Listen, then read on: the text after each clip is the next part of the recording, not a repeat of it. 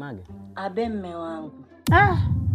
Ndugu yangu umenitikia vizuri yani mpaka nafsi yangu yani imesuzika. Acha basi Medi.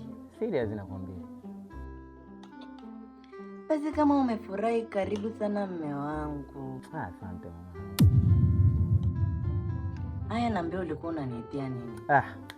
Okay, mpaka nikawa nimesahau hata ninachotaka kukwambia. Unamkumbuka yule mshikaji wangu mwenye mashavu hivi anakaga Kimara? Huyo sio yule wa puchu. Nishamjua Medi. Nishamjua. Amefanya nini tena? Oya. Unajua amenipigia simu analia mwanangu. My bad. Sorry Medi. Sasa unacheka nini? Sasa jamati, unajua kuna vitu vingine vinachekesha Medi. Yule mkubwa mzima na yale mashavu analia nini? Mshikaji analia kwa sababu kaachana na yule demu wake. Wow. Wameachana? Sasa mimi nikutanie mimi na masiala na wewe Mage. Oya, yani mshikaji kanipigia simu mwanangu.